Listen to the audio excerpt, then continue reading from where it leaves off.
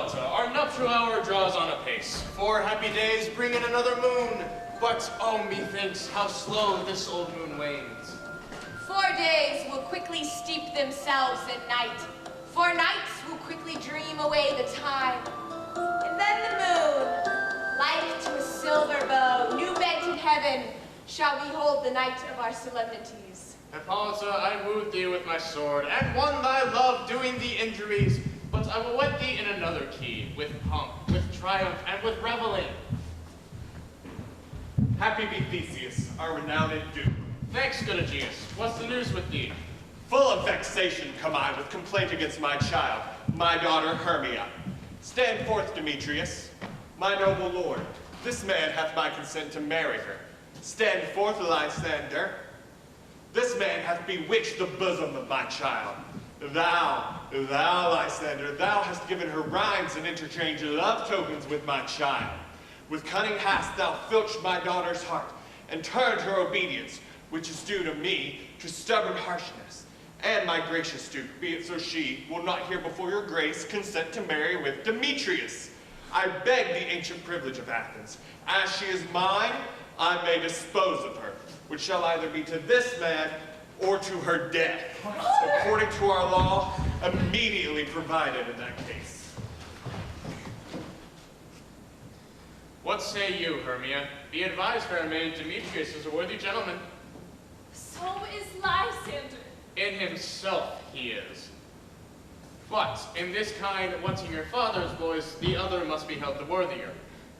I would my father looked but with my eyes. Rather, your eyes must with his judgment look.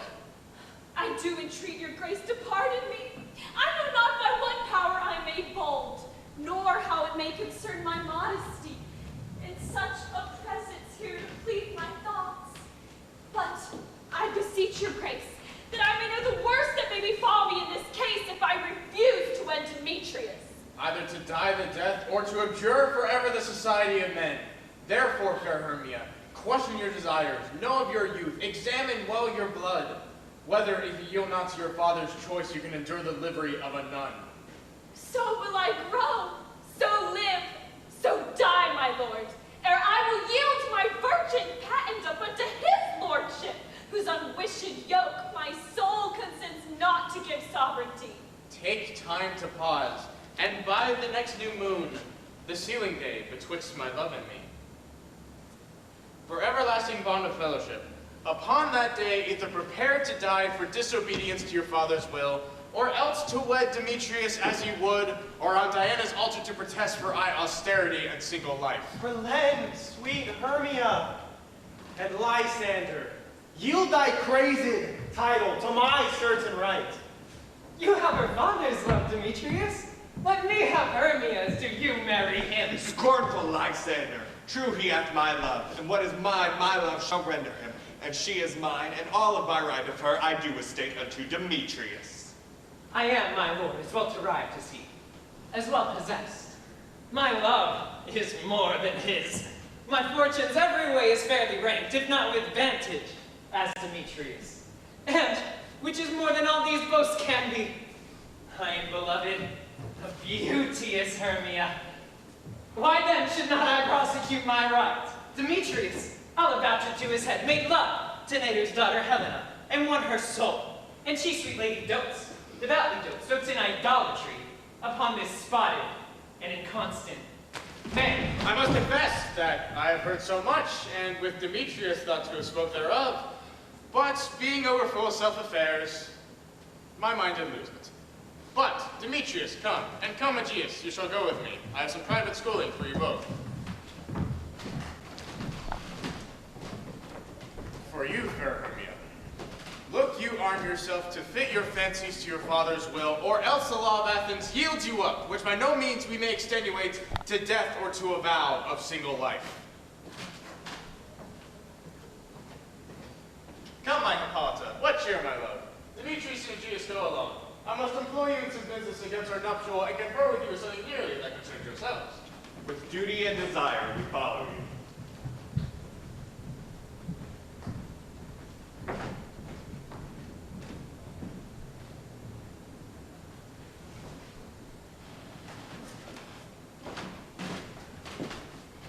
now, my love? Why is your cheek so pale? How chanced the roses there to fade so fast? Belike for want of rain, which I could well beteem them from the tempest of mine eyes. Ay me, for aught that I could ever read, could ever hear by tale or history, the course of true love never did run smooth, but either it was different in blood, Oh, cross, too high to be enthralled too low. or else misgraft in her respective years, Oh, spite, too old to be engaged to young. or else it stood upon the choice of friends, Oh, hell, to choose love by another's eyes. or if there were a sympathy in choice, war, death, or sickness did lay siege to it. If then true lovers have been ever crossed, it stands as an edict in destiny.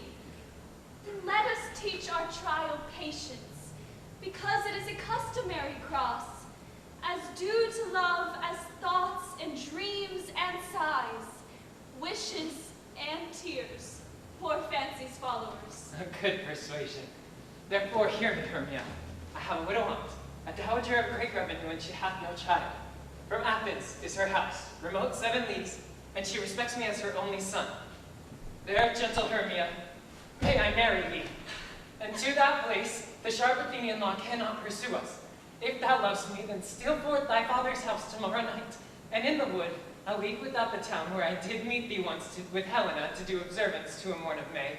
There will I stay for thee. My good Lysander, I swear to thee, by Cupid's strongest bow, by his best arrow with the golden head, by all the vows that ever men have broke, in number more than ever women spoke, in that same place thou hast appointed me. Tomorrow truly will I meet with thee. Keep promise, love. Look, here comes Helena. Godspeed, fair Helena, whither away? Call you me fair? That fair again unsay. Demetrius loves your fair, oh happy fair.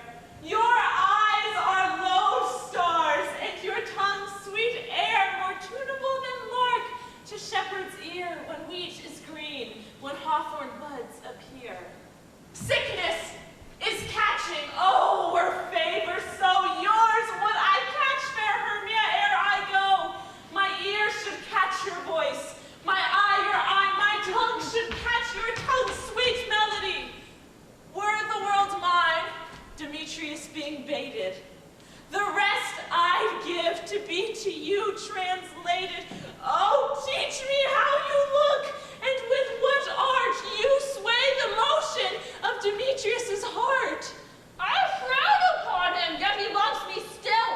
Oh, that your frowns would teach my smile such skill. I give him curses, yet he gives me love. Oh, that my prayers could such affection move. The more I hate, the more he follows me. The more I love, the more he hateth me. His folly, Helena, is no fault of mine. None but your beauty. Would that fault were mine. Take comfort, he no more shall see my face. Lysander and myself will fly this place. Before the time I did Lysander see, seemed Athens as a paradise to me. Oh, then, what graces in my love do dwell, that he hath turned a heaven unto a hell. Helen, to you our minds we will unfold. Tomorrow night, when Phoebe doth behold her silver visage in the watery glass, decking the liquid pearl, the bladed grass, a time that lovers' fights doth still conceal, through Athens' gates have we devised to steal. And in the wood, where often you and I upon faint primrose beds were wont to lie, emptying our bosoms of their counsel sweet, there my Lysander and myself shall meet, and thence from Athens turn away our eyes to seek new friends and stranger companies. Farewell, sweet playfellow.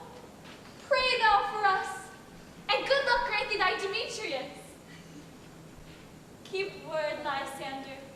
We must starve our sight from lovers' food till morrow deep midnight. I will, my Hermia. Helen, adieu. As you on him, Demetrius are on you.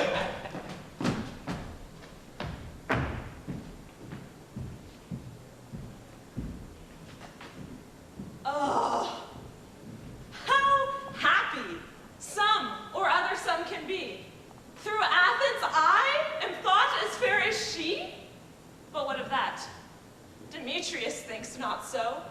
He will not know what all but he do know. And as he errs, doting on Hermia's eyes, so I, admiring of his qualities.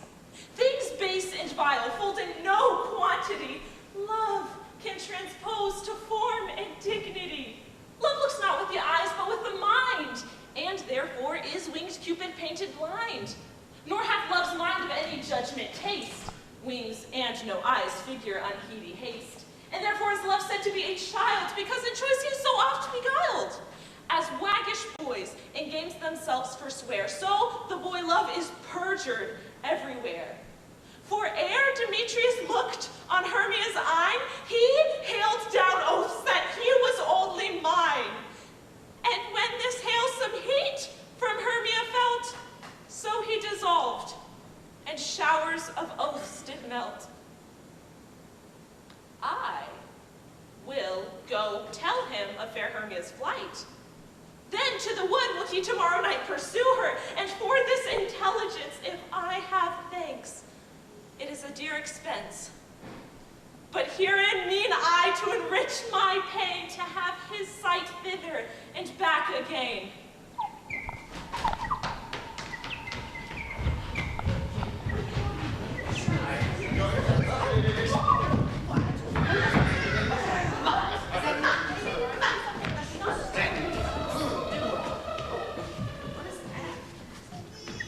Is all our company here? You are best to call them generally, man by man, according to the script. Here is the scroll of every man's name, which is thought fit through all Athens to play in our interlude before the Duke and the Duchess on his wedding day and night. First, good Quince, say what the play treats on, then read the names of the actors, and so grow to a point. Mary, our play is the most lamentable comedy and most cruel death of Pyramus and Thisbe. A very good piece of work, I assure you, and a merry. Now, good Quince, call forth your actors by the scrolls. Masters, spread yourselves. Answer as I call you. Nick Bottom, the Weaver. Ready, name what part I am for, and proceed. You, Nick Bottom, are set down for Pyramus. What is Pyramus? A lover or a tyrant? A lover that kills himself, most gallant for love. That will ask some tears in the true performing of it. If I do it, let the audience look to their eyes. I will move stones. I will condole in some measure. Do the rest. Yet my chief humor is for a tyrant. I could play Berkeley's Rary, or a part Sarah Cannon to make all split. The raging rocks and shivering shocks shall break the locks of prison gates. And Phips's car shall shine from far and make it mar the foolish fates. This was lofty. Now, name the rest of the players. This is Ercles' fame, a tyrant's fame. A lover is more condoling. Mwah. Francis Flute, the bellows bender. Here, Quince. Flute, you must take Thisbe on you. What is Thisbe? A wandering knight. It is the lady that Pyramus must love. Nay, faith, let me not play a woman. I have a fierce woman. That's all one. You shall play it in a mask, and you may speak as small as you will. And I may hide my face. Let me play Thisbe too.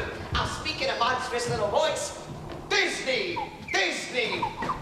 Ah! Pyramus! Lover dear! Thy Thisbe dear and lady dear! No, you must play Pyramus and Flute, Thisbe. Well, proceed. Robin Starveling, the tailor. Here, Quince. Robin Starveling, you must play Thisbe's mother.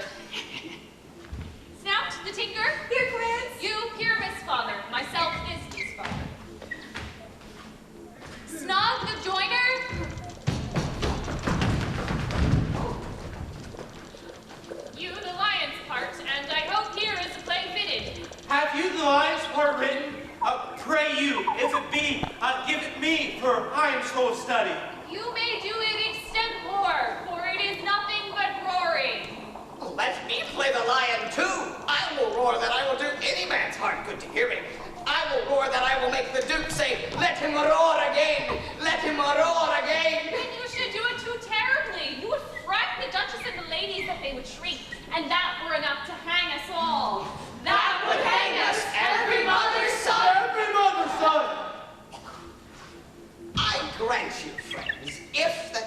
fright the ladies out of their wits. They will have no more discretion but to hang us. But I will aggravate my voice, that I will roar you as gently as any sucking dove.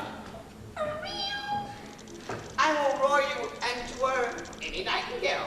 Hiss, hiss, grr, grr, scratch.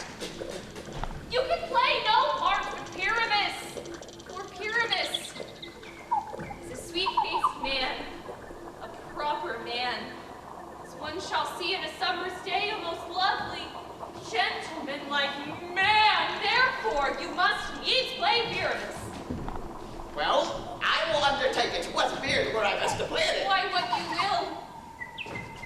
But, masters, here are your parts, and I am to entreat you, request you, and desire you to come if by tomorrow night and meet me in the Palace Wood, a mile without this town. By moonlight there will we rehearse, for if we meet in the city, we shall be dogged with company and our devices known. In the meantime, I will draw a bill of property such as our play wants. I pray you, fail me not. We will meet, and there we may rehearse most unseemly and courageously. Take faith. Be perfect. Adieu. Adieu, don't be mean. Enough. Hold or cut bowstrings.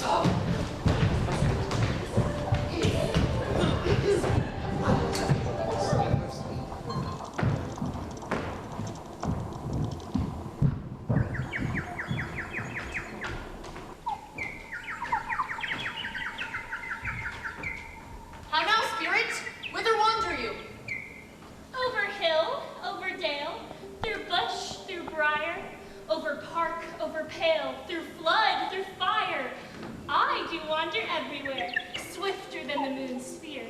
And I serve the fairy queen to do her orbs upon the green. Farewell, thou love of spirits. I'll be gone. Our queen and all our elves come here anon. The king doth keep his revels here tonight. Take heed the queen come not within his sight, for Oberon is passing fell and wrath, because that she as her attendant hath a lovely boy, stolen from an Indian king. She never had so sweet a changeling, and jealous Oberon would have the child knight of his train to trace the forests wild.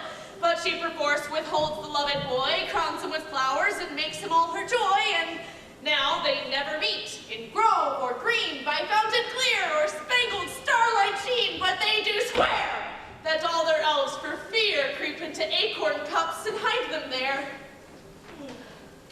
Either I mistake your shape in making quite, or else you are that shrewd and knavish sprite called Robin Goodfellow. Are not you he that frights the maidens in the villagery, skim milk and sometimes labor in the corn, and bootless make the breathless housewife churn, and sometimes make the drink to bear no barn, mislead night wanderers, laughing at their harm? Those that hobgoblin call you and sweet Puck. You do their work, and they shall have good luck. Are not you he? Thou speak'st aright. I am that merry wanderer of the night. I jest to Oberon and make him smile when I a fat and bean-fed horse beguile, neighing in likeness of a filly foal. Nay! And sometime lurk I in a gossip's bowl in very likeness of a roasted crab. And when she drinks, against her lips I bob, and on her withered dewlap pour the ale. The wisest aunt, telling the saddest tale, sometime for 3-foot stool mistaketh me. Then slip I from her bum down double sheet and Taylor cries and falls into a cough, and then the whole choir hold their hips and laugh, and waxen in their mirth and knees, and swear a merrier hour was never wasted there. But room fairy, here comes Oberon. And here my mistress, would that he were gone. Ill met by moonlight, proud Titania. What jealous Oberon? Fairy skip hence, I have forsworn his bed and company. Tarry, rash wanton. Am not I thy lord? Then I must be thy lady. Why art thou here? Come from the farthest step of India. But that, forsooth, The bouncing Amazon, your buskined mistress and your warrior love to Theseus must be wedded, and you come to give their bed joy and prosperity. How canst thou thus, ashamed, Titania, glance at my credit with Hippolyta, knowing I know thy love to Theseus? These are the forgeries of jealousy. And never since the middle summer spring, but we on hill, in dale, forest, or mead, by paved fountain, or by rushy brook, or in the beached margin of the sea, to dance our ringlets to the whistling wind. But with thy brawls thou hast disturbed our sport. Therefore the winds, piping to us in vain, as in revenge, have sucked up from the sea contagious fogs, which, falling in the land, have every pulsing river made so proud that they have overborne their continents. The human mortals want their winter here. No night is now with him or carol blessed. Therefore the moon, the governess of floods, pale in her anger, washes all the air that rheumatic diseases do abound. And thorough this distemperature we see the seasons alter. Hoary-headed frosts far in the fresh lap of the crimson rose, and on old Hiam's thin and icy crown an odorous chaplet of sweet summer buds is as in mockery set. The spring, the summer, the chilling autumn, angry winter change their wonted liveries, and the mazed world by their increase now knows not which is which. And this same progeny of evils comes from our debate. From our dissension, we are their parents and original. Do you amend it then? It lies in you. Why should Titania cross for Oberon? I do but beg a little changeling boy to be my henchman. Set your heart at rest. The fairy land buys not the child of me. His mother was a votaress of my order, but she, being mortal of that boy, did die. And for her sake do I rear up her boy, and for her sake I will not part with him. How long within this wood intend you stay? Perchance till after Theseus' wedding day. If you will patiently dance in our round and see our moonlight revels, go with us. If not, shun me, and I will spare your haunts. Give me that boy, and I will go with thee. Not for thy fairy kingdom. Fairies away, we shall try downright if I longer stay. Well, go thy way. Thou shalt not from this grove till I torment thee for this injury. My gentle Puck, come hither. Thou rememberest, since once I sat upon a promontory, and heard a mermaid on a dolphin's back, uttering such dulcet and harmonious breath, that the rude sea grew civil at her song, and certain stars shot madly from their spheres to hear the sea maid's music. I remember. That very time I saw, but thou couldst not, flying between the cold moon and the earth, Cupid, all armed, a certain aim he took at a fair vessel throned by the west, and loosed his love shaft smartly from his bow, as it should pierce 100,000 hearts.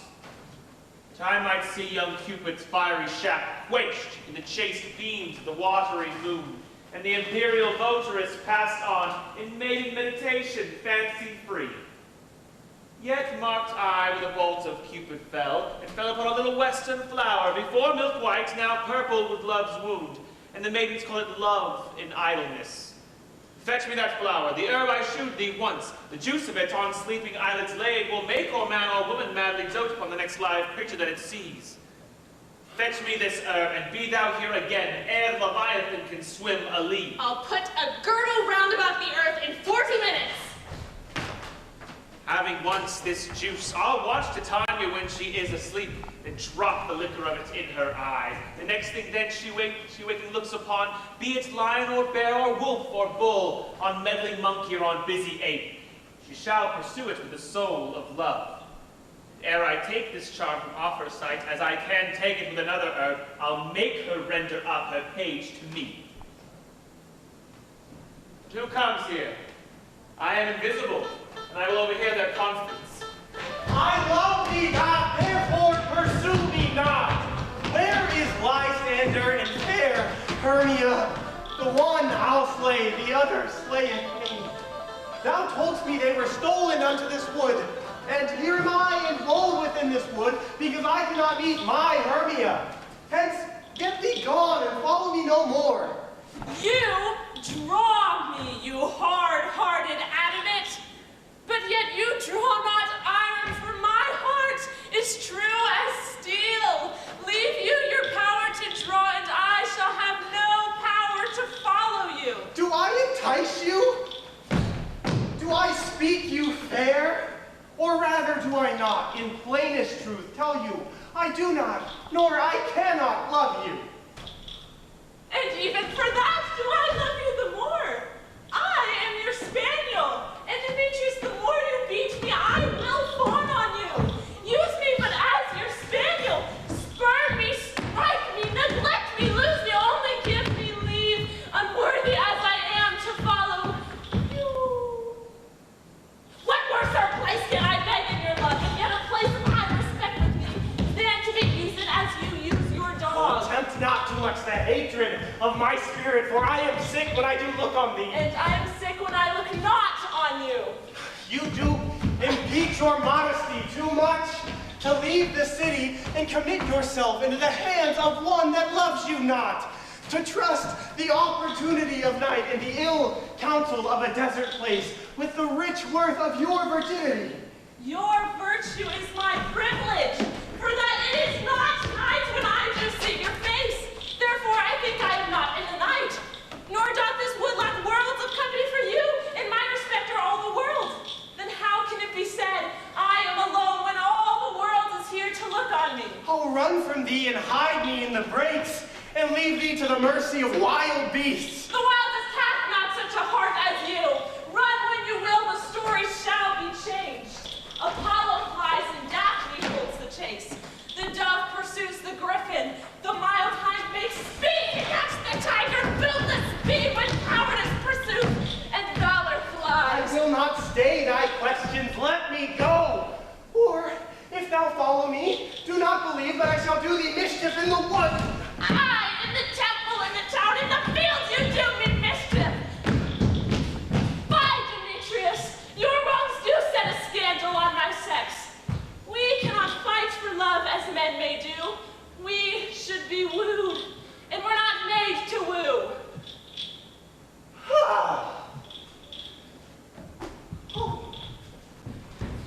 I'll follow thee and make a heaven of hell to die upon the hands I love so well.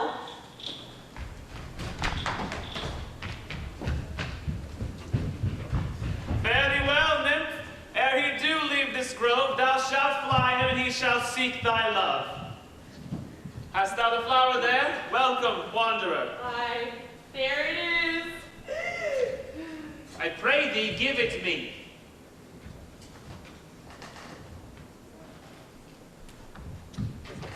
I know a bank where the wild thyme blows, where oxlips and the nodding violet grows, quite over canopied with luscious woodbine, with sweet musk roses and with eglantine.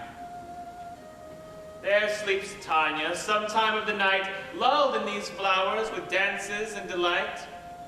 And there the snake throws her enameled skin, weed wide enough to wrap a fairy in. And with the juice of this, I'll streak her eyes and make her full of hateful fantasies. Take thou some of it, and seek through this grove. A sweet Athenian lady is in love with a disdainful youth. Anoint his eyes, but do it when the next thing he espies may be the lady. Thou shalt know the man by the Athenian garments he hath on. Effect it with some care, that he may prove more fond on her than she upon her love. And look thou meet me ere the first cock crow. Fear not, my lord, your servant shall do so. Come, now a roundel and a fairy song. Then, for the third part of a minute hence, some to kill cankers in the musk rosebuds. Some war with rare mice for their leathern wings to make my small elves' coats. Some keep back the clamorous owl that nightly hoots and wonders at our quaint spirits. Sing me now asleep, then to your offices and let me rest.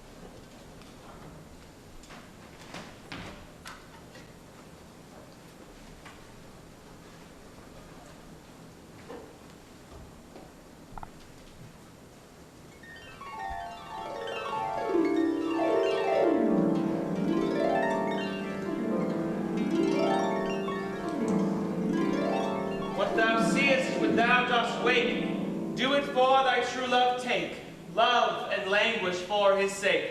Be it ounce or cat or bear, pard or boar with bristled hair, in thy eye that shall appear when thou wakest, it is thy dear. Wake when some vile thing is near. Fair love, you faint with wandering in the wood, and to speak troth, I had forgot our way. Will rest us, Hermia, if you think it good, and tarry for the comfort of the day.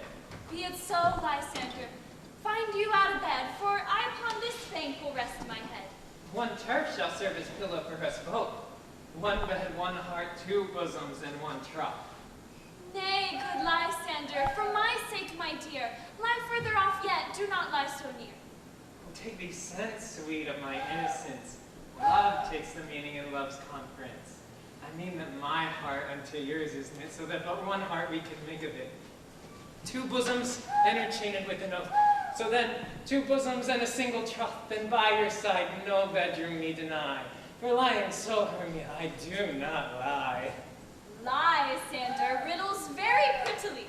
Now much beshrew my manners and my pride, if Hermia meant to say, Lysander lied. But gentle friend, for love and courtesy lie further off in human modesty.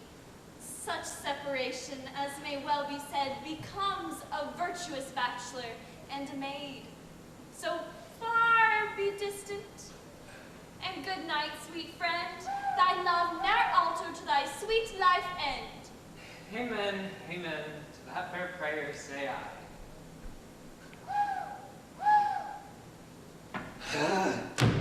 Him then in life and I in loyalty. Here is my bed. Sleep give thee all his rest. With half that wish, the wisher's eyes be pressed.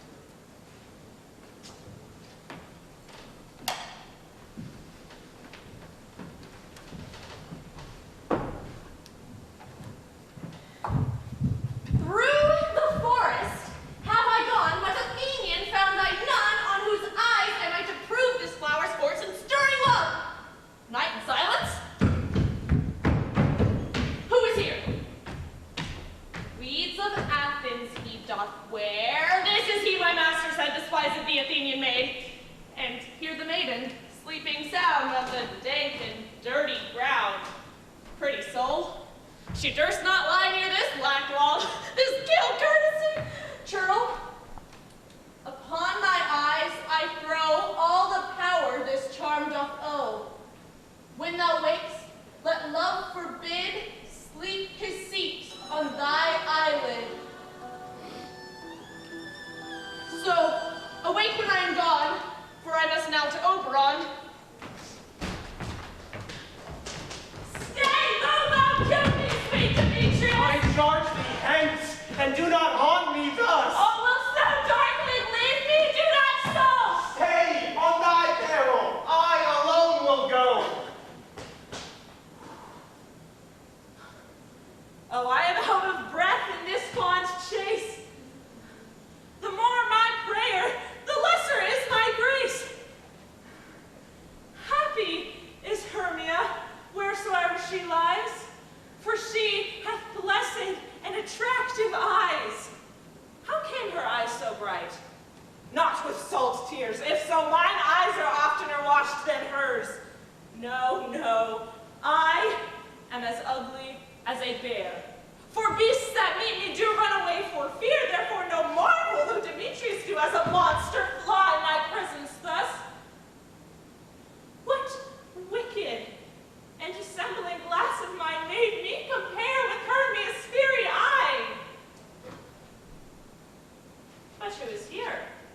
Lysander? On the ground? Dead? Or asleep? I see no blood, no wounds. Lysander, if you live, good sir, awake! Then run through fire will I for thy sweet sake. Transparent Helena, nature shows art, that through the bosom makes me see thy heart.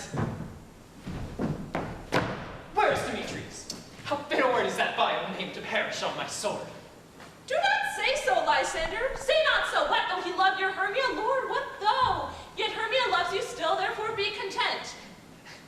content with Hermia. No, I do repent the tedious minutes I with her have spent. Not Hermia, but Helena I love, who will not change a raven for a dove. Ah! The will of man is by his reason swayed, and reason says you are the worthier maid. Things growing are not ripe until their season, so I, being young till now, ripe not to reason, and touching now the point of human skill, reason comes martial to my will, and leads me to your eyes, where I overlook love stories written in love's richest book. Wherefore was I to this keen mockery born? When at your hands did I deserve this scorn? Is it not enough, young man, that I did never, no, nor never can deserve a sweet look from Demetrius's eye, but you must flout my insufficiency? Good troth, you do me wrong, good sooth you do in such disdainful manner me to woo. But fare you well. Perforce I must confess, I thought you, lord of more true gentleness. Oh, that a lady of one man refused, should of another therefore be abused. She sees not Hermia. Hermia, sleep thou there, and never mayst thou to Lysander near. For as a serpent of the sweetest things, the deepest loathing to the stomach brings, or as the heresies that men do leave are hated most by those they did deceive, so thou, my serpent and my heresy, of all be hated, but the most of me. In all my powers address your love and might, to honor Helen and to be her knight.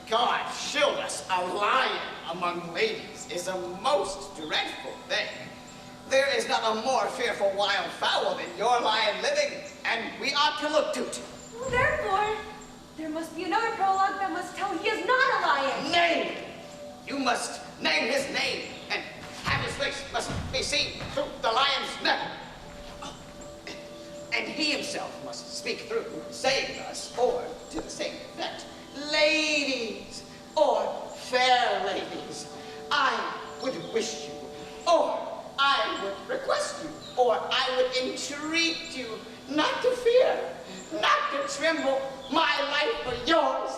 If you think I come hither as a lion, it were pity of my life. No, I am no such thing. I am a man, as other men are, and there indeed let him name his name, and tell them plainly that he is... Snug the Joiner! Snug the Joiner! Mother, tell me so! But there are two hard things. That is, to bring the moonlight into the chamber, for you know Pyramus and Thisbe meet by moonlight. Doth the moon shine that night we play our play? A calendar. A calendar. Look in the almanac. Find out moonshine. Find out moonshine. Yes, it does shine that night. Why, then may you leave a casement of the great chamber window where we play open, and the moon may shine in at the casement.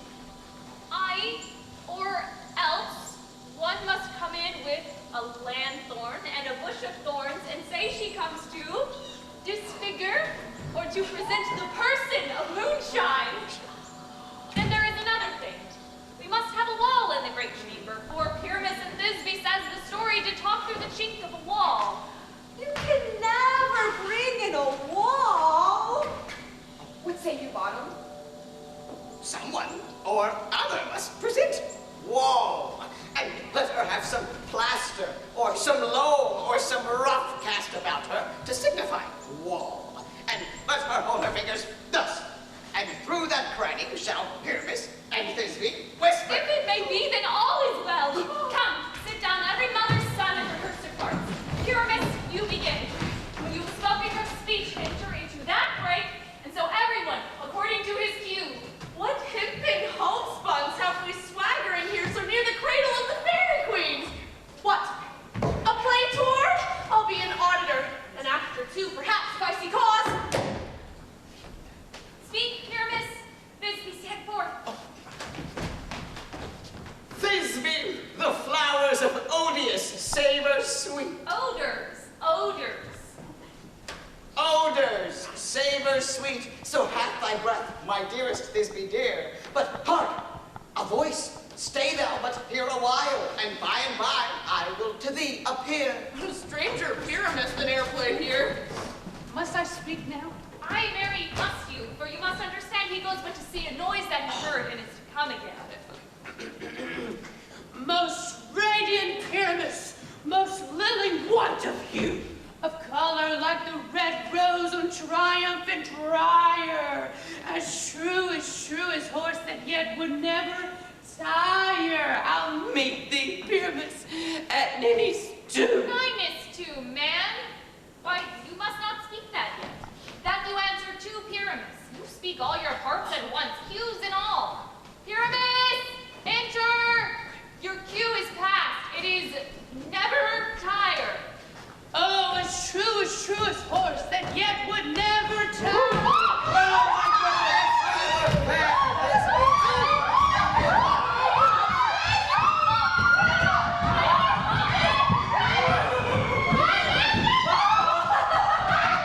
I'll follow you.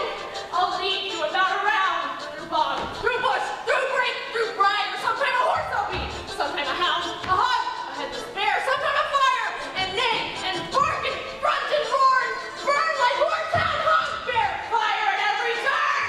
Why do they run away? This is a knavery of them to make me afeard. What do I see under it? What do you see? You see an ass head of your own, do you?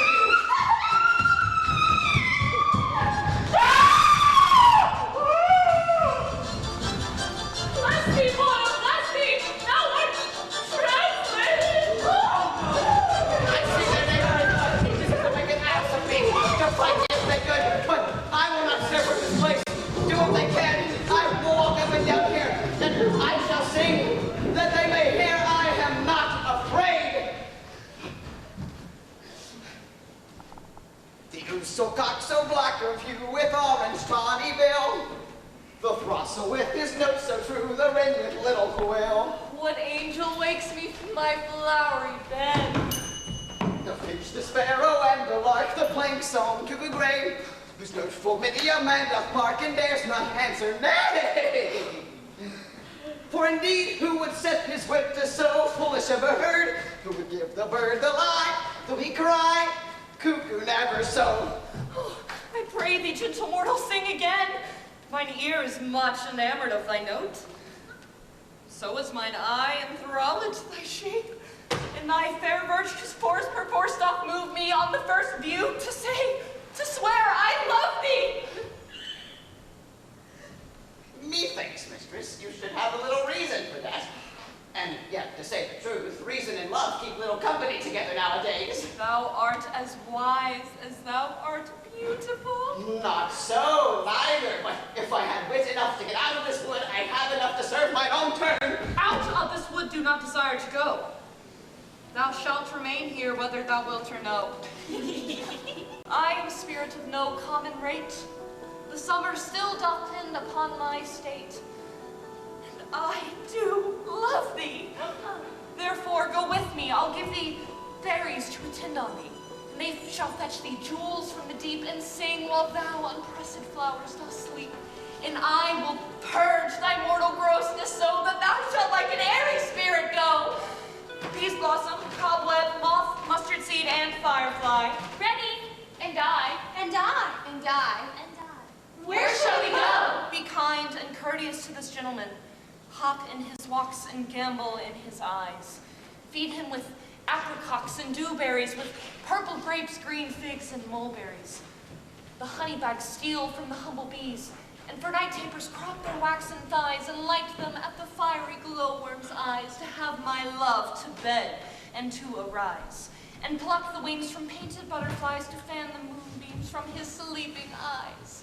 Ah, nod to him, elves, and do him courtesies. Hail, mortal. Hail. Hail. Hail. Hail. I cry your worship's mercy heartily. I beseech your worship's name. Cobweb. I shall desire your more acquaintance, good cobweb. If I cut my finger, I shall make bold with you. Your name, gentle folk. Peas blossom. I pray you, commend me to Mistress Squash, your mother, Master Peascod, your father, good Peas Blossom. I shall desire you of more acquaintance too. Your name, I beseech you. Mustard seed. Good mustard seed. I know your patience well. That same cowardly giant like ox beef hath devoured many a gentleman of your house. I promise your kitten has made my eyes water, and now I desire your more acquaintance, good mustard seed.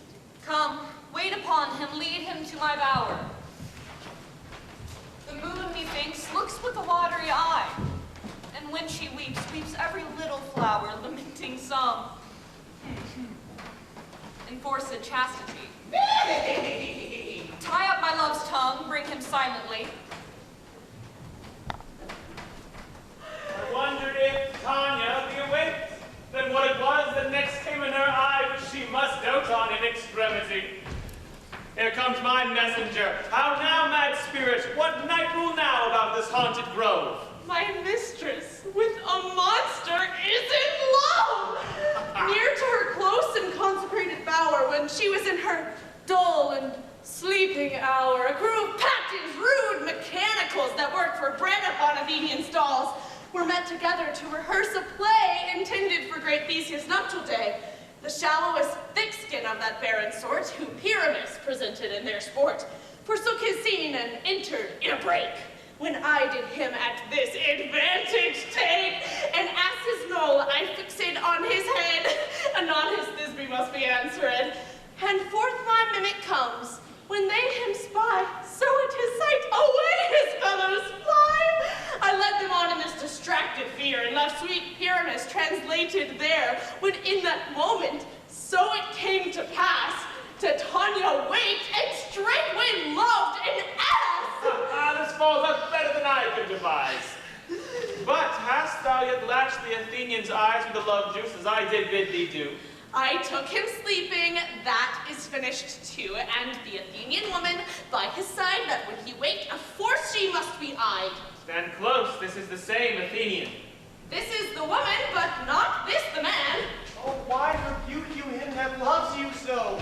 Lay breath so bitter on your bitter foe. Now I but chide, but I should use thee worse, for thou I fear hast given me cause to curse. If thou hast slain Lysander in his sleep, being horseshoes in blood, plunge in the deep and kill me too. The sun was not so true unto the day as he to me. Would he have stolen away from sleeping Hermia? I'll believe this whole earth may be bored, and that the moon may through the cinder creep, and so displease our brother's noontide with Antiphates. It cannot be, but thou hast murdered him. So should a murderer look.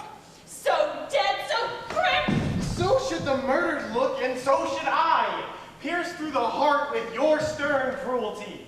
Yet you, the murderer, look as bright, as clear, as yonder Venus in her glimmering sphere. What's this to my Lysander? Where is he? Oh, good Demetrius, wilt thou give him me? I had rather give his carcass to my hounds. Out, dog! Out, cur! Thou drivest me past the bounds of maiden's patience. Hast thou slain him then? Henceforth, be never numbered among men. Oh, once, tell true even for my sake. Durst thou have looked upon him being awake? And hast thou killed him sleeping? Oh, brave touch! Could not a worm, an adder do so much? An adder did it, for with doubler tongue than thine, thou serpent, never adder stung. You spend your passions on a misprized mood. I am not guilty of Lysander's blood, nor is he dead for aught that I can tell. I pray thee, tell me then that he is well. And if I could, what should I get there for? A privilege, never to see me more, and from thy hated presence part I so. See me no more, whether he be dead or no. There is no following her in this fierce vein. Here, therefore, for a while I will remain, so sorrow's heaviness doth heavier grow. For death that bankrupt sleep doth sorrow owe, which now in some slight measure it will pay, if for his tender here I make some stay.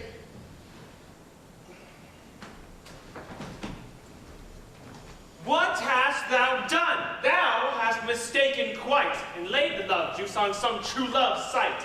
Of thy misprision must perforce ensue some true love turn, and not a false turn true.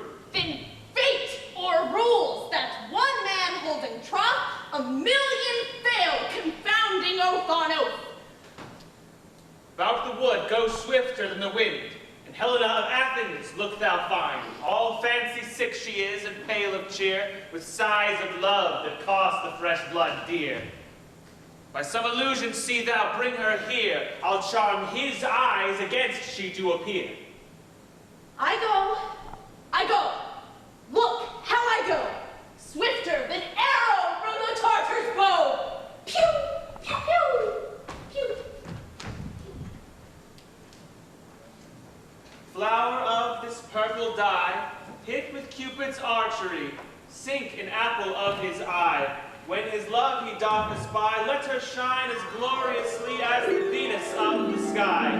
When thou wakest, she be by, beg of her for remedy. Captain of our fairy band! Helena's here at hand, and the youth mistook by me, pleading for a lover's fee. Shall we their fond pageant see? Lord, what fools these mortals be! Stand aside, the noise they make will cause Demetrius to awake. Then will two at once woo one! That must needs be sport alone, and those things do best please me that befall preposterously. Why should you think I woo in scorn? Scorn and door should never come into. Look, when I vow, I weep, and vow so born. In their nativity all truth appears. How can these things in me seem scorn to you, bearing the badge of faith to prove them true? You do advance your cunning more and more. When truth kills truth, oh devilish holy fray! These vows are Hermia's. Will you give her o'er? Weigh oath with oath, and you will nothing weigh.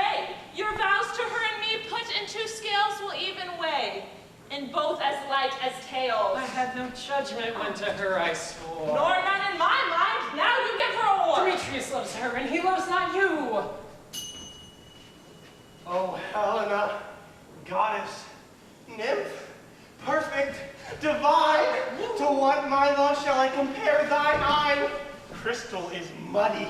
Oh, how ripe and show thy lips. Those kissing cherries tempting grow, that pure, congealed white high Taurus snow fanned with the eastern wind turns to a grove, and thou holdest up thy hand.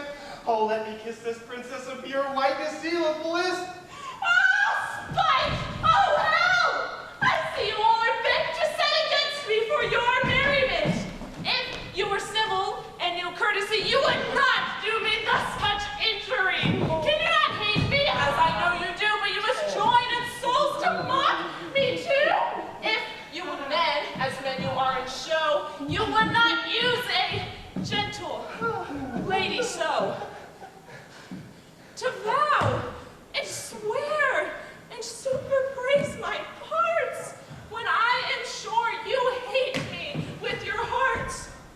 You both are rivals and love Hermia, and now both rivals to mock Helena. A trim exploit, a manly enterprise to conjure tears up in a poor maid's eyes with your derision. None of noble sort would so offend a virgin and extort a poor soul's patience, all to make you sport! You are unkind, Demetrius, be not so. For you love Hermia, this you know I know. And then of all goodwill, of all my heart, in Hermia's love I yield thee up my part. And yours of Helena to me bequeath, whom I do love and will do until my death. Never did mockers waste more idle breath. Lysander, keep thy Hermia, I will none. If e'er I loved her, all that love is gone. My heart to her but as guest-wise sojourned. And now, to Helen is it home returned, there to remain. Helen, it is not so. Disparage not the faith thou dost not know, lest to thy peril thou abide it dear. Look, where thy love comes, yonder is thy dear. Dark night, that from the eye his function takes, the ear more quick of apprehension makes. Wherein it doth impair the seeing sense, it pays the hearing double recompense. Thou art not by mine eye, Lysander, found. Mine ear, I thank it, brought me to thy sound. But why unkindly dost thou leave me so? Why should he stay, whom love doth press to go? What love could press Lysander from my side? Lysander's love, that would not let him bide. Fair Helena, who more gilds the night than all you fiery O's and eyes of light. Why seek'st thou me? Could not this make thee know the hate I bear thee made me leave thee so? You speak not as you think, it cannot be. Lo! She is one of this confederacy! Now I perceive they have conjoined all three to fashion this false sport in spite of me. Injurious Hermia, most ungrateful maid, have you conspired, have you with these contrived to bait me with this foul derision? Is all the counsel we two have shared, the sisters' vows, the hours we have spent when we have chid the hasty-footed time for parting us, oh, is it all forgot? All school days friendship, childhood innocence, and will you rent our ancient love asunder to join with men in scorning your poor friend? It is not friendly, 'tis not maidenly. Our sex, as well as I, may chide you for it, though I alone do feel the injury. I am amazed at your passionate words. I scorn you not. It seems that you scorn me. Have you not said, Lysander, as in scorn, to follow me and praise my eyes and face, and made your other love, Demetrius, who even but now did spurn me with his foot, to call me goddess, nymph, divine and rare, precious, celestial? Wherefore speaks he this to her he hates? And wherefore doth Lysander deny your love, so rich within his soul and tender me, forsooth affection, but by your setting on, by your consent? What, though I be not so in grace as you, so hung upon with love, so fortunate, but miserable most to love unloved? This you should pity rather than despise. I understand not what you mean by this. I, Do. Persever, counterfeit, sad look, make mouths upon me when I turn my back, wink each at other, hold the sweet jest up. This sport well carried shall be chronicled. If you have any pity, grace, or manners, you would not make me such an argument. But fare you well, 'tis partly my own fault, which death or absence soon shall remedy. Stay, gentle Helena, hear my excuse. My love, my life, my soul, fair Helena. Oh, excellent! Sweet, do not scorn her so. If she cannot entreat, I can compel. Thou canst compel no more than she entreat. Thy threats have no more strength than hurried prayers. Helen, I love thee, by my life I do. I swear by that which I will lose for thee to prove it false that says I love thee not. I say I love thee more than he can do. If thou say so, withdraw, and prove it too. Oh, quick, come. Lysander, where to tend all this? Hang off, thou cat, thou bird, vile thing. Let loose rivals shake thee from me like a serpent. Why are you grown so rude? What change is this sweet love? Thy love, out, Tawny Tartar, out, loathed medicine, hated potion, hence. Do you not jest? Yes, Susan, so do you! Demetrius, I keep my word with thee. I would I had your bond, for I perceive a weak bond holds you. I'll not trust your word. What? Should I hurt her, kill her, strike her dead? Although I hate her, I'll not harm her so. What? Can you do me greater harm than hate? Hate me? Wherefore? Oh me, what news, my love? Am not I Hermia? Are not you Lysander? I am as fair now as I was erewhile. Since night you loved me. Yet since night you left me. Why then you left me? Oh, the gods forbid. In earnest shall I say. I, by my life, and never did desire to see thee more. Therefore, be out of hope, of question, of doubt. Be certain, nothing truer, 'tis no jest, that I do hate thee. And love, Helena. Oh me! You! Shut up! You paper blossom! You thief of love! What? Have you come by night, stolen my love's heart from him? Fine in faith! Have you no modesty, no maiden shame, no touch of bashfulness? What will you tear impatient answers from my gentle tongue? Fine, you counterfeit, you puppet, you! Puppet! Why so? And that way goes the game. Now I perceive that she hath made compare between our statures. She hath urged her height, and with her personage, her tall personage, her height, forsooth she hath prevailed with him. And are you grown so high in his esteem because I am so dwarfish and so low? How low am I, thou painted maple? Speak! How low am I? I am not yet so low, but that my nails can reach into thine eye! I pray you, though you mock me, gentlemen, let her not hurt me. I was never cursed. I have no gift at all in shrewishness. I am a right mate for my cowardice. Let her not strike me. You perhaps may think because she is something lower than myself that I can match her. Lower? Hark again! Good Hermia, do not be so bitter with me. I evermore did love you, Hermia, did ever keep your counsels, never wronged you. Save that, in love unto Demetrius, I told him of your stealth into this wood. I followed him for love, he followed me! I did love him with him! But he had too many hopes and dreams to strike me, spur me on to kill me too! And now, so you will let me quiet go, to Athens will I bear my folly back and follow you no further? Let me go, you see how simple and how fond I am. What? Get you gone! Who is that hinders you? A foolish heart that I leave here behind. What would Lysander with Demetrius? Be not afraid, she shall not harm me. Oh, no, sir, she shall not, though you take her part. Oh, when she's angry, she is keen and shrewd. She was a vixen when she went to school, and though she be belligerent, she is fierce. Loyal again. Nothing but low and little. Why will you suffer her to flout me thus? Let me come with. Get you gone, you dwarf! You minimus of hindering not grass maid! You beat! Do it, Lord! You are too officious. Perhaps that scorn your purposes. Let her alone. Speak not of Helena. Take not her heart. For and never so little shall apply to her. Thou shalt abide in she hopes me not. Now follow, dearest, to try who's right. Of thine or mine is most in Helena. Follow! Nay, I'll go with thee, cheeks by jowl. You, mistress!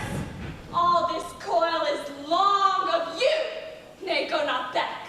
I will not trust you. I no longer stay in your cursed company. Your hands than mine are quicker for a fray. My legs are longer, though, to run away. I am amazed and know not what to say.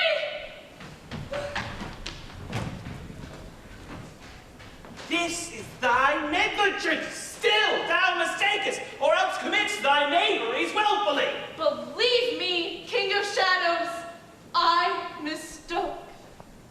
Did not you tell me I should know the man by the Athenian garment he had on? And so far, blameless proves my enterprise that I have anointed an Athenian's eyes. And so far am I glad it so did sort, as this their jangling I esteem a sport. Thou seest these lovers seek a place to fight. I therefore, Robin, overcast the night.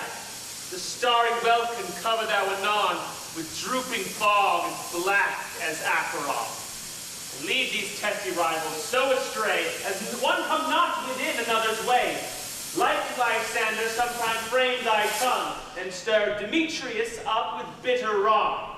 And sometime rail thou like Demetrius, and from each other look thou lead them thus, till o'er their brows death counterfeiting sleep, with leaden legs and fatty wings doth creep. And crush this herb into Lysander's eye, whose liquor hath this virtuous property. Take from thence all error with his might, and make his eyeballs roll with wonted sight. When next they wake, all this derision shall seem a dream and fruitless vision. And back to Athens shall the lovers wend, with league whose date till death shall never end. Whiles I in this affair do thee employ, I'll to my queen and beg her Indian boy. And then I will her charmed eye release from monsters' view, and all things shall be peace. My fairy king, this must be done with haste, for night-swift dragons cut the clouds full fast. Notwithstanding haste, make no delay. We may effect this business yet ere day. Up and down, I will lead them up and down. I am feared in field and town. Goblin, lead them up and down. Here comes one.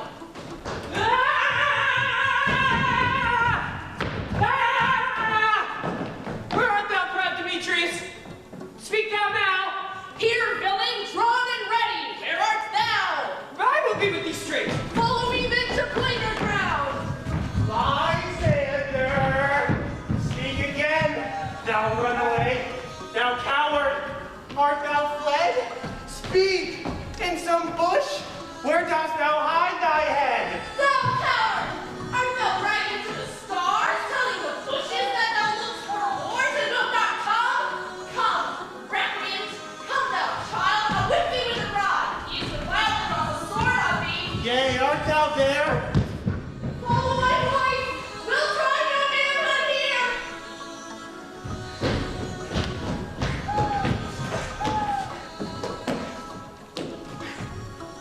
He goes before me, and still dares me on. When I come where he calls, then he is gone. The villain is much lighter heeled than I. I followed fast, but faster he did fly that ball him on, in dark uneven way. And here will rest me. Come now, gentle day, for if but once thou show me thy gray light, I'll find Demetrius and revenge this slight.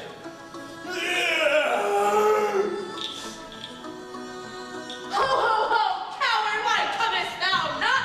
Abide me if thou darest, for while I walk, thou runst before me, shifting every place, and darest not stand or look me in the face.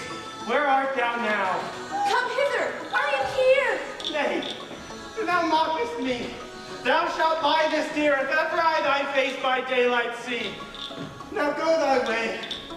Vagueness constraineth me to measure out my length on this cold bed. My day's approach, look to be visited.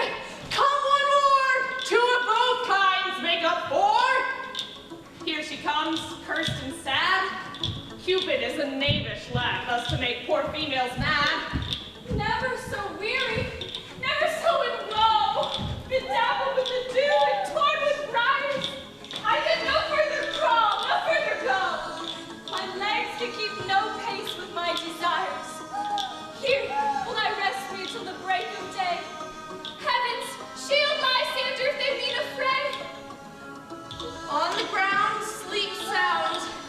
I'll apply to your eye gentle lover remedy.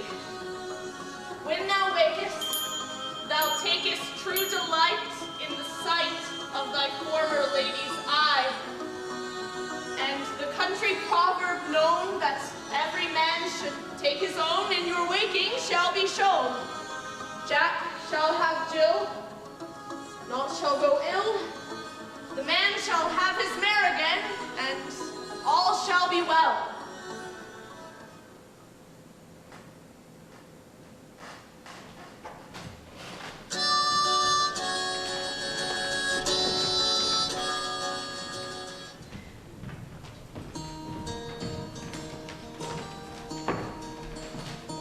Oh, hush, my dear, it's been a difficult year, and terrors don't pray. Come, sit thee down upon this flowery bed, while I thy amiable cheeks do coy, and stick musk roses in thy sleek, smooth head, and kiss thy fair, large ears, my gentle joy.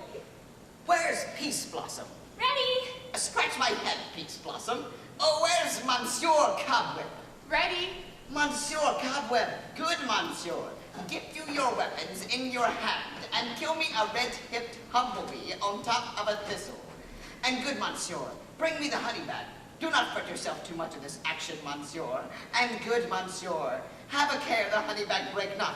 I'd be loath to have you overflown with a honey bag, Signor.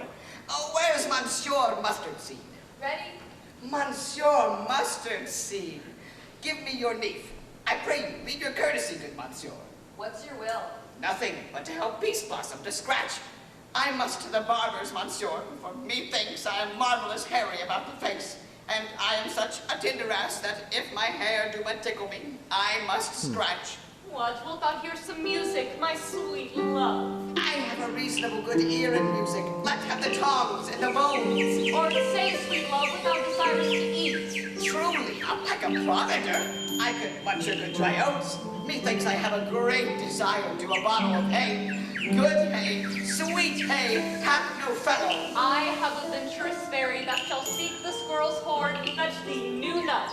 I'd rather have a handful or two of dried peas, but pray you, tell your people not to stir me. I have an exposition of sleep come upon me. Sleep thou, and I will wind thee in my arms. Fairies be gone, and be all ways away. So doth the woodbine the sweet honeysuckle gently entwist. The female ivy so enrings the barky fingers of the elm.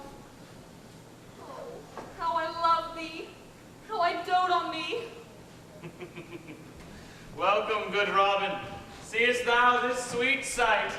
Her dotage now I do begin to pity. For meeting her of late behind the wood, seeking sweet favors from this hateful fool, I did upbraid her and fall out with her. For she is Harry Temple's dead and rounded with a coronet of fresh and fragrant flowers.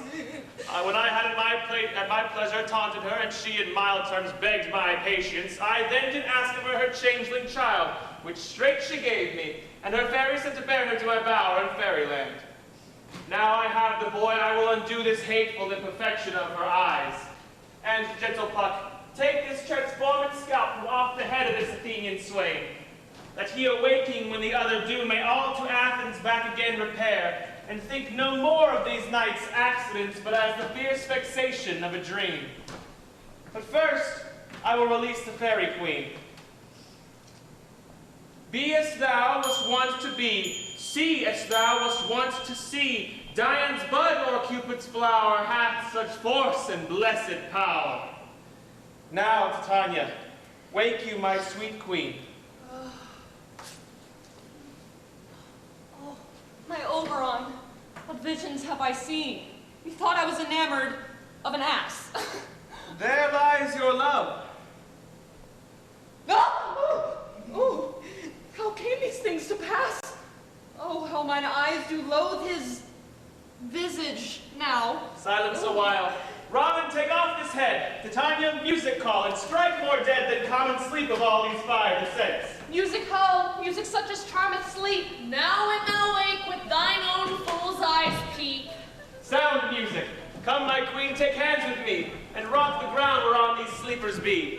Now thou and I are new in amity, and will tomorrow midnight solemnly dance in Duke Theseus' house triumphantly, and bless it to all fair prosperity. There shall the pairs of faithful lovers be wedded with Theseus, all in jollity. Fairy King, attendant mark! I do hear the morning lark. Then, my queen, in silent sad, trip we after the night shade. We the globe can compass soon, swifter than the wandering moon. Come, my lord, and in our flight, tell me how it came this night that I, sleeping here, was found with these mortals on the ground.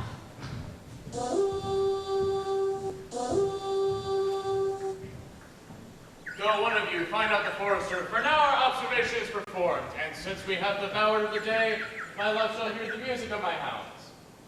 But soft, what nymphs are these? My lord, this is my daughter here asleep. And this Lysander is. This Demetrius. And this Helena, old Nader's Helena. I wonder of their being here together. No doubt the rose up early to observe the right of May, and hearing our intent came here in grace of solemnity. But speak, Aegeus, is not this the day that Hermia should give answer of her choice? It is, my lord. Go, bid the huntsmen wake them with their horns.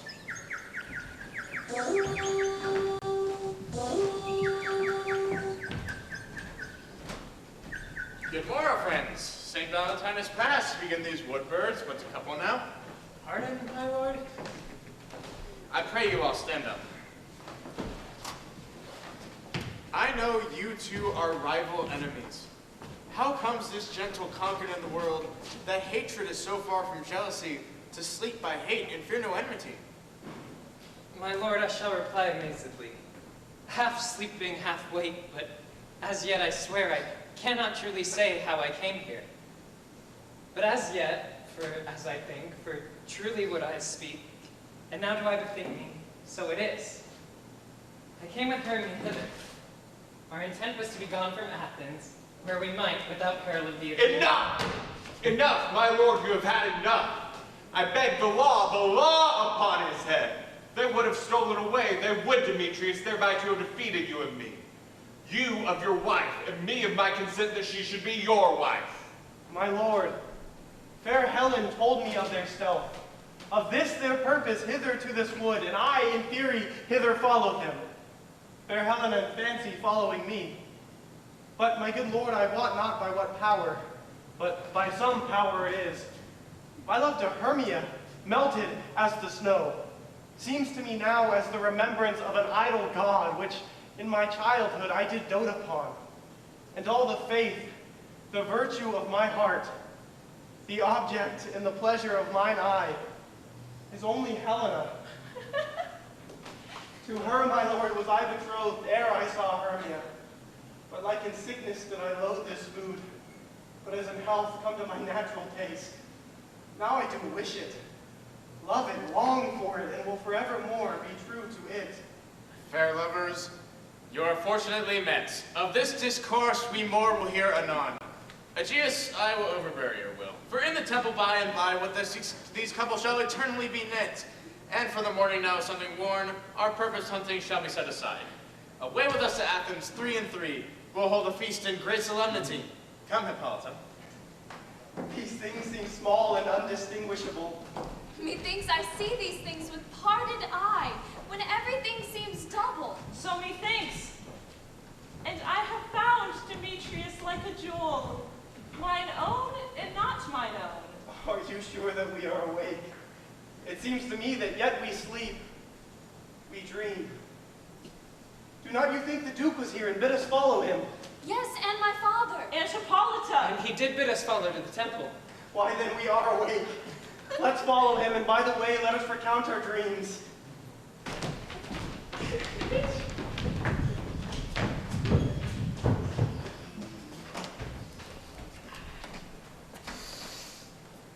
When my cue comes, call me, and I shall answer.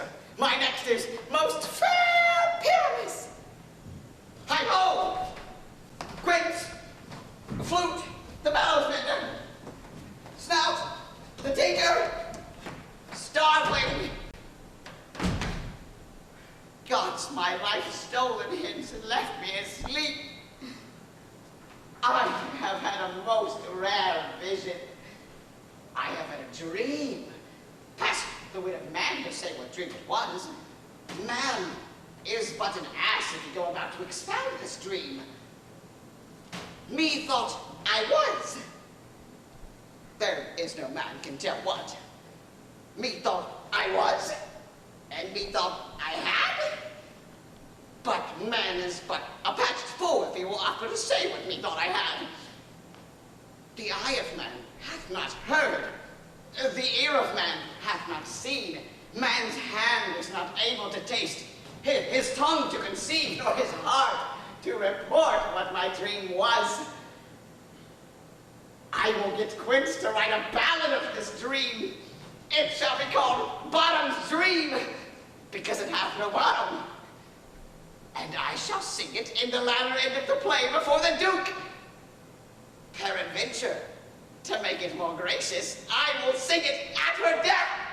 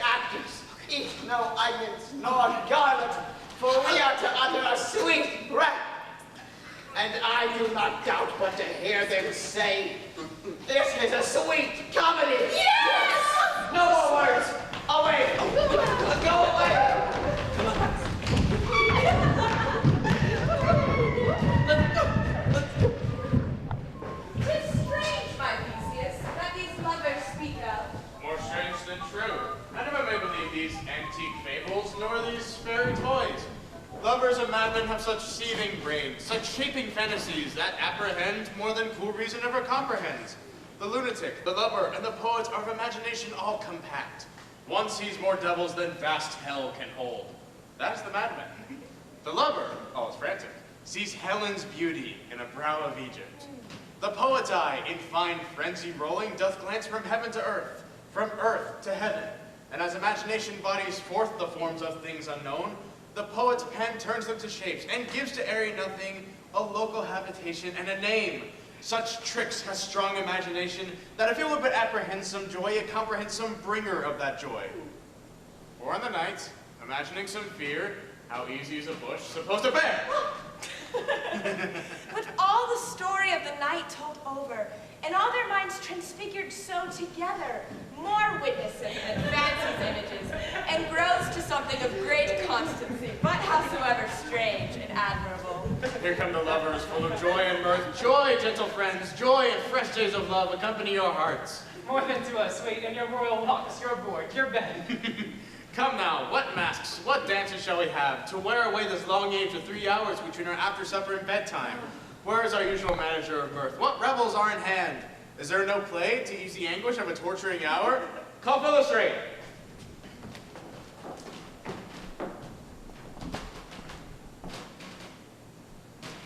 Here, my Theseus. A tedious brief scene of young Pyramus and his love Thisbe. Very tragical mirth. Merry and tragical, tedious and brief. That is hot ice and wondrous strange snow. How shall we find the concord of this discord? Play there is, my lord, some 10 words long, which is as brief as I have known a play. But by 10 words, my lord, it is too long, which makes it tedious. For in all the play, there is not one word apt, one player fitted, and tragical, my noble lord, it is. For Pyramus therein doth kill himself, which when I saw rehearsed, I must confess, mine eyes did water. But more merry tears, passion of loud laughter never shed. What are they that do play it? Hard-handed men that work in Athens here, who have never labored in their minds till now, and now have toiled their unbreathed memories with the same play against your nuptial. And we will hear it. No, no, my noble lord, it is not for you. I have heard it over. It is nothing, nothing in the world, unless you find sport in their intense, conned with cruel pain, and long exhausted to do you service. I will hear that play, for never anything can be amiss when simpleness and duty tender it. Go bring them in, and take your places, ladies. I love not to see wretchedness o'ercharged, and duty in his service perishing. Why, gentle sweet, you shall see no such thing. He says they can do nothing in this kind. The kinder we to give them thanks for nothing. Our sport shall be to take what they mistake, and what poor duty cannot do, noble respect takes it in might, not merit. So please your grace, roll off his address. Let her approach.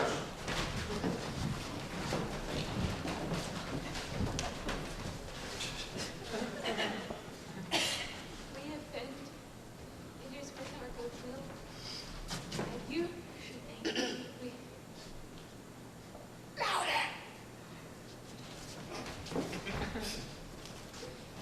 And if we offend, it is with our good will that you should think we come not to offend, but with good will, to show our simple skill that is the true beginning of our end. Consider then, we come but in despite. We do not come as binding to contest you. Our true intent is, all for your delight, we are not here. That you should hear, repent you, the actors are at hand, and by their show, you shall know all that you are like to know. This lady does not stand upon points. She hath read her prologue like a rough colt. She knows not the stop. A good moral, my lord. It is not enough to speak, but to speak true. Indeed, she hath played on her prologue like a child on a recorder. A sound, but not to government. Her speech was like a tangled chain, nothing impaired, but all disordered. Who is next? Gentles, perchance you wonder at this show, but wonder on till truth make all things plain. Ahem! Oh, yes, yes. This man is Pyramus. This beauteous lady Thisbe is certain. This one, with lime and rough cast, doth present wall. That vile wall which did these lovers sunder, and through wall's chinks poor souls they are content to whisper. At the which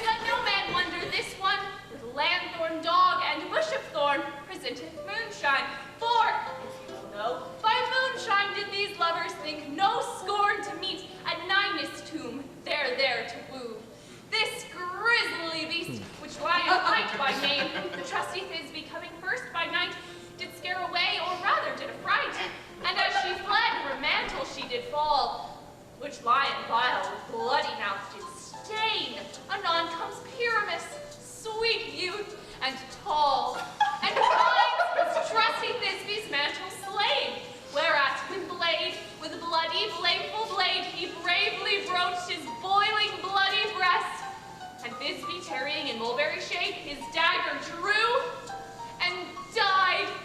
For all the rest, let lion, moonshine, wall, and lovers twain at large discourse, while here they do remain. I wonder if the lion came to speak. No wonder, my lord. One lion may when many asses do. In this same interlude, it doth befall that I, once now by name, present a wall. And such a wall as I would have you think that had in it a crannied hole, or chink, through which the lovers, Pyramus and Thisbe, did whisper often, very secretly. This loam, this rough cast, and this stone doth show that I am that same wall. The truth is so. And this the cranny is, right and sinister, through which the fearful lovers are to whisper. Would you desire Lyman Harry to speak better? It is the wittiest partition that ever I heard discourse, my lord. Pyramus draws near the wall. Silence! O grim-looking night, O night with hue so black, O night which ever art when day is not, O night, alack, alack, alack. I fear my Thisbe's promises forgot, and thou, O wall, O sweet, O lovely wall, that standest between her father's ground and mine, and thou, O wall, O sweet and lovely wall, show me thy chink to blink through with mine eye. Thanks, courteous wall, Jove shall be well for this. But what see I? No Thisbe do I see. O wicked wall, through whom I see no bliss, cursed be thy stones for thus deceiving me. The wall, methinks, being sensible, should curse again. No, in truth, sir, she should not. Deceiving me is Thisbe's cue. She is to enter now, and I have espied her through the wall. You shall see it will fall pat as I told you. Yonder she comes. Oh, wall, full often hast thou heard my moans, for parting my fair Pyramus and me. My cherry lips have often kissed thy stones with lime and hair knit up in these. I see a voice. Now will I to the chink to spy. And I can see my Thisbe's face. Thisbe! My love thou art, my love, I think. Oh, kiss the whole of this vile wall. I kiss the walls whole, not your lips at all.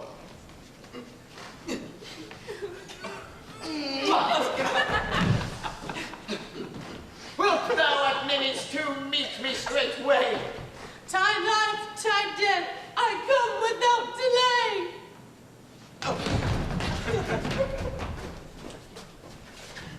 Thus have I, wall, my part discharged so, and being done, thus wall away doth go. Now is the mural down between the two neighbors. No remedy, my lord, when walls are so willful to hear without warning. This is the silliest stuff that ever I heard. The best in this kind are but shadows, and the worst are no worse, if imagination amend them. It must be your imagination then, and not theirs. If we imagine no worse of them than they of themselves, they may pass for excellent men. Here come two noble beasts, a man and a lion.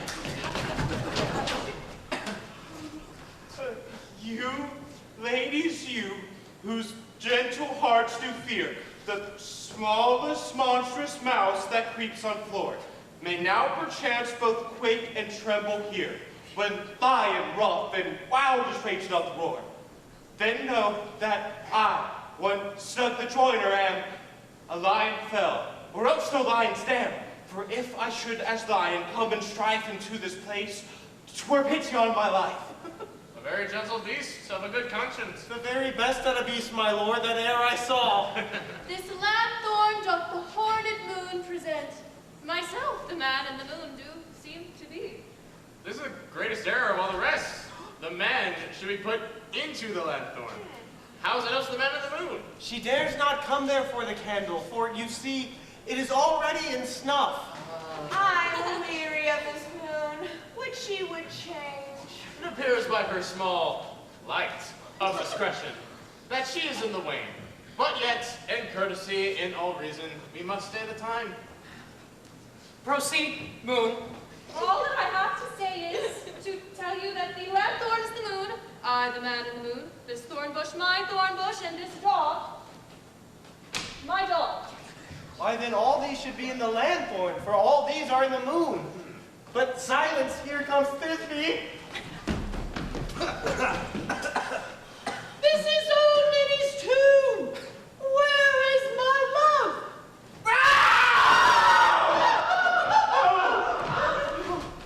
Well roared, lion. Well run, Thisbe. Well shown, moon. Truly the moon shines with a good grace. Well moused lion. And so the lion vanished. And then came Pyramus. Sweet moon, I thank thee for thy sunny beams. I thank thee, moon, for shining now so bright. For by thy gracious gold and glittering gleams, I trust to take of truest this sight. But stay, O spite, what mark or night, what dreadful dole is here? Eyes, do you see? How can it be? O dainty duck, O dear, thy mantle good, which stained with blood, approach ye furies pale. O fates, come, can thread and drum, quail, crush, conclude, and quail. This passion and the death of a dear friend would go near to make a man look sad. Shrew my heart, but I pity the man. Oh, wherefore, nature, didst thy lion's frame, since lion vile hath here deflowered my dear, which is, no, which was the fairest dame, that lived, that loved, that liked, that looked with cheer. Come tears confound, out sword and wound, that pap of Pyramus, I that left pap, where heart doth pop. Now, thus I die,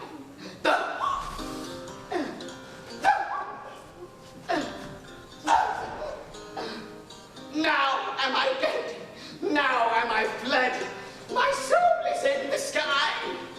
Tongue, lose thy light. Moon, take thy flight. Now.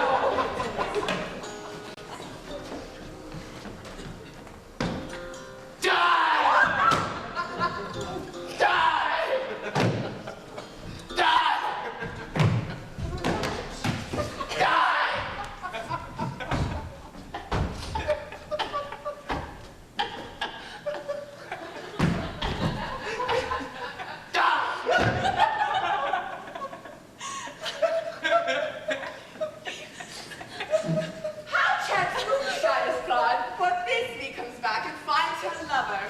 She will find him by starlight. Here she comes, and her passion ends the play. Methinks she should not use a long one for such a Pyramus. I hope she will be brief. Asleep, my love! What dead, my dove? Oh, Pyramus, arise! Speak, what dumb, dead a tomb. Must open our sweet eyes. These, my lips, this cherry nose, these yellow cowslip cheeks are gone. Oh, lovers, make moan. His eyes were green as leaves. Oh, sisters three, come to me, with hands as pale as milk. Lay them in gore, since you have shorn with shears his thread of silk. Tongue not a word. Come, trusty sword. Oh, come, blade, my breast imbrue. And farewell, friends. Thus this me ends. Adieu. Adieu. Adieu.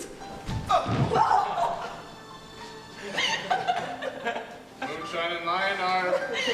bury the dead. I wall too. No! I show you. The wall is down, the pot is there. Would it please you to see the epilogue or to hear a burgomaster dance between two hot companies? No epilogue, I pray you, for your play needs no excuse. Never excuse, for when the players are all dead, there leaves none to be blamed.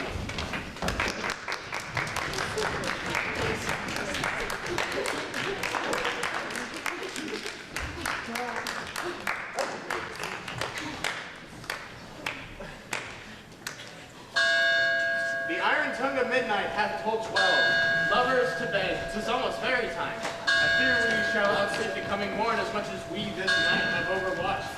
This probable road play hath well beguiled the heavy gates of night. Sweet friends to bed, a fortnight hold we in this solemnity, in nightly revels and new jollity.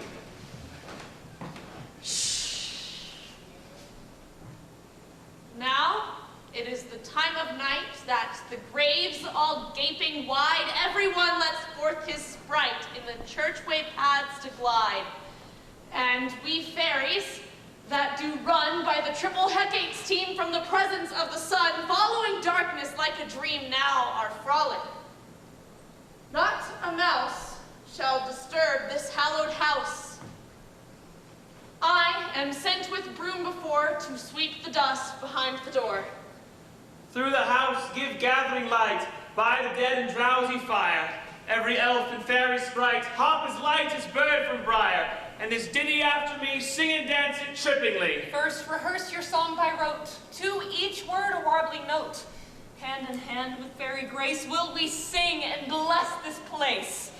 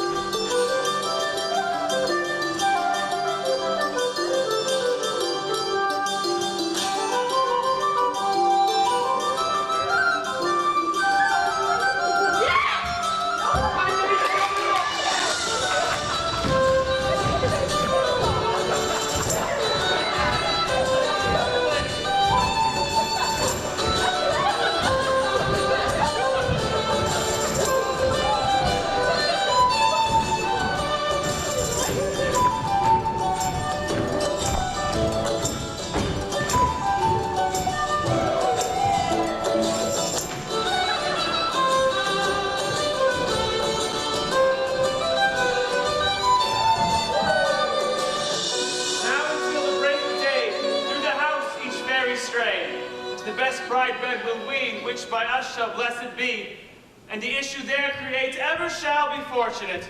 So shall all the couples three ever true and loving be. Trip away, make no stay, and meet me all by break of day.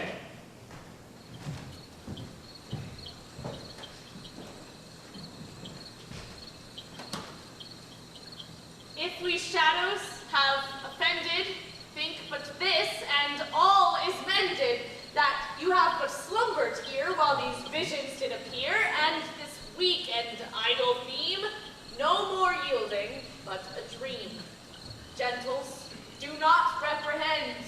If you pardon, we will mend, and as I am an honest puck, if we have unearned luck now to escape the serpent's tongue, we will make amends ere long, else the puck a liar call.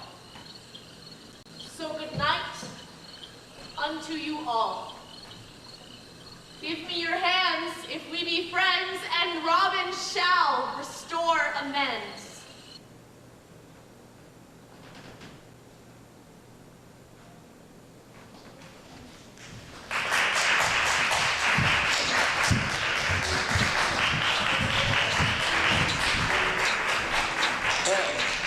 Is for the way you look at me.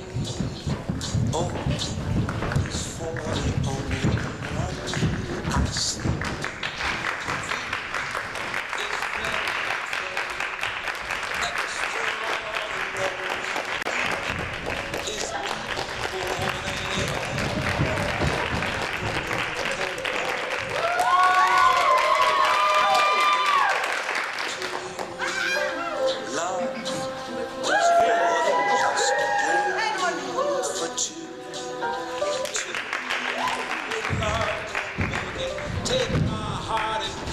Don't break it, love was made for me and you.